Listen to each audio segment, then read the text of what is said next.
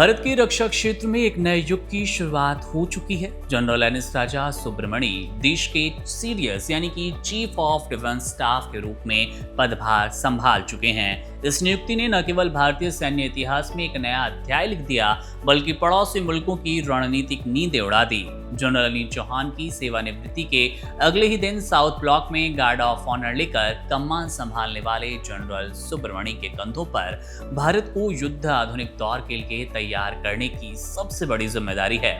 उनका सबसे पहला और ऐतिहासिक मिशन भारत की तीनों सेनाओं को एक डिजिटल और घातक थिएटर कमांड व्यवस्था में ढालना है, जो कि दुश्मन के होश उड़ाने के लिए काफी रहने वाला है। इस सर्वोच्च सैन्य पद को संभालने के बाद जनरल सुब्रमणी ने साफ कर दिया कि उनका विजन भारतीय सेना, नौसेना और वायुसेना को एक ऐसा अटूट शक्ति प्रदान करना, एक ऐसी शक्ति में बांधना है जो किसी भी चुनौती का मुंह तोड़ जवाब दे पाए। उनकी कार्यकाल का सबसे बड़ा और महत्वपूर्ण टास्क होगा थिएटर कमांड मॉडल और उसको जमीन पर उतारना।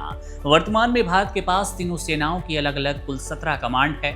युद्ध या किसी सैन्य अभियान के दौरान ये तीनों सेनाएं मिलकर तो काम करती है, लेकिन इनकी कमान अलग अलग हाथों में होती है। थिएटर कमांड लागू होने के बाद किसी भी विशेष क्षेत्र या फिर मिशन के लिए सिर्फ एक ही कमांडर होगा, जिसके तहत जल, थल और नभ की टुकड़ियां एक साथ मिलकर दुश्मन पर काल बनकर टूटेगी। सेना प्रमुख जनरल उपेंद्र द्विवेदी के अनुसार इस महाप्रक्रिया की पूरी रिपोर्ट रक्षा मंत्री को सौंपी जा चुकी है और अगले 2 से 3 साल के भीतर ये गेम चेंजिंग व्यवस्था पूरी तरह से लागू होती दिखेगी। जनरल एनएस राजा सुब्रमणी करीब 40 साल तक सैन्य करियर निभा चुके हैं। सेना में अच्छी पकड़ उनकी रही है। उनकी इस काबिलियत और अनुभव की गवाही देता उनका एक 40 साल का 4 दशकों का करियर हम सबके सामने है और अब सीडीएस के रूप में देश की सेवा करने वाले हैं। जाहिर तौर पर अब ये अनुभव उनके लिए इस पद की सटीकता और पद पर सबसे सही इंसान होने की गवाही भी देता है। दिसंबर 1985 में गढ़वाल राइफल से सेना में कमीशन पाने वाले सुब्रमणी ने नेशनल डिफेंस एकेडमी एनडीए से कड़ा सैन्य प्रशिक्षण लिया।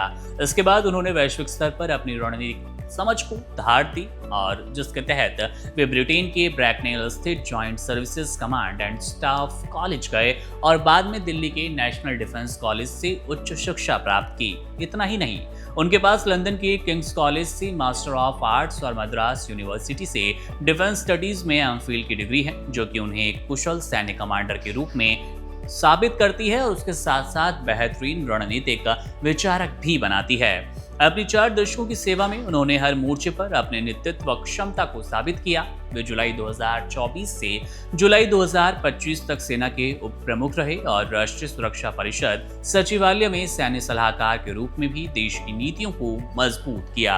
जम्मू कश्मीर के बेहद संवेदनशील सांबा क्षेत्र में 168 इन्फेंट्री ब्रिगेड की कमान संभालने का उनका जमीनी अनुभव देश की सीमाओं की सुरक्षा के लिहाज से बेहद महत्वपूर्ण है। उनकी इस असाधारण सेवा के लिए उन्हें परम विशिष्ट सेवा मेडल, अति विशिष्ट सेवा मेडल, सेना मेडल और विशिष्ट सेवा मेडल जैसे कई शीर्ष सैन्य सम्मानों से नवाजा गया है, पुरस्कृत किया गया।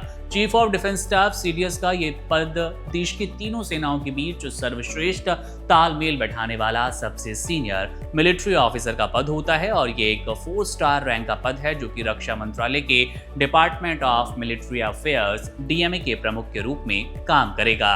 हालांकि सीडीएस सीधे तौर पर तीनों सेनाओं के ऑपरेशनल प्रमुख नहीं होते और ना ही सीधे सैन्य आदेश जारी करते हैं, बल्कि उनका मुख्य काम सरकार और सेनाओं के बीच एक मजबूत कड़ी बनकर देश को आगे बढ़ाना होता है, देश को सुरक्षित रखना होता है। संयुक्त सैन्य रणनीति तैयार करना और सैन्य खरीद को भी तेज करना इनके कामों में शामिल रहता है। जनरल सुब्रमणी की यह नई पारी भारत को स्वदेशी हथियारों से आत्मनिर्भर बनाने और दुनिया को ये कड़ा संदेश देने के लिए काफी रहेगी कि भारत अब किसी भी मोर्चे पर ना तो झुकने वाला है और ना ही रुकेगा।